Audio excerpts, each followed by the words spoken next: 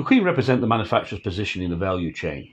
There is an emerging trend towards micro-manufacturers to describe smaller facilities, often furnished with a robot or two.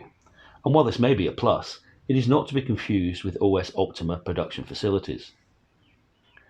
OS Optima production has little to do with the footprint of an OS manufacturer occupies, and everything to do with the compressed scope of work of which optimization is attained through selective adaptation of a facilitating universal platform that enables participating entities to compete on applied competencies under prevailing conditions of a given project. Optima was devised to challenge the narrative as to whether vertical OS manufacturers desire to retain an extended scope, or is it essential for them to experience retained profits. If an OS manufacturer can't make profit from the production of materials into products without the quasi-extended roles, then it must be the unspoken deprivation of the OS industry, exposing the naked vulnerability of the OS emperor, and the veiled validation for which so much optimistic investment has been poured to attempt to circumnavigate this fundamental flaw. That is arguably at the core of a disruptive dud, as it neither offers competitiveness or sufficient differentiation in application to that of other build technologies. The question is, what would the measure of a good OS Optima product facility look like? First, it would need to be served by a range of product solutions to offer a diverse enough market to function consistently. Dynamic facility refers to production and routing assets engineered to optimize standardization in component to product configuration, with a flexibility to supply at various levels of completeness throughout the build profile. Active demand is both push, manufacturers promoting capability and capacity, and pull, market demanding capacity, based on a product-to-project platform. We will touch on this further under the Jack of Diamonds.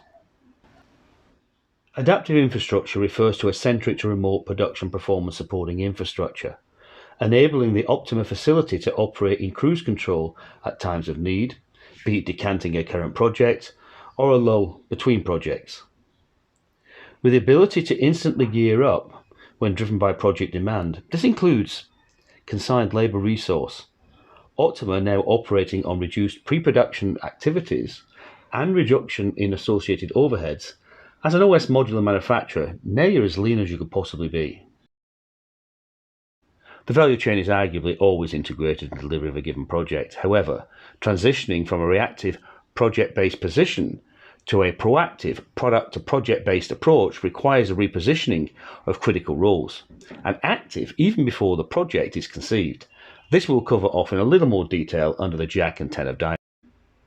The adoption of a cooperative platform liberates the OS modular manufacturer to engage on a wider platform of collaborative ventures, without the need to joint venture, capital-intensive infrastructures, even strategic partnerships. Simply the collective interest of delivering on a given project is sufficient. There is significant value to the OS Optima manufacturer, with myriad benefits moving from reactive to a proactive marketing position, while reducing marketing cost, while expanding marketing reach, operating on much reduced overheads, while increasing capacity, reducing waste and increasing performance, less dependency through mutual interdependency, all for trading scope for greater profits. The mythbuster in this section. In providing the same toolbox, you limit competitive advantage. The list of how this is not the case on so many levels is too extensive to explain in detail. The Football League metaphor should suffice. The OS Optima manufacturer can't work in isolation, and as we get to the Jack of Diamonds, we will look at integration and interaction of the direct project delivery chain. And as we move to the 10 of Diamonds, we will look to expand on this in the adoption of microeconomies and possible solutions to affordable housing.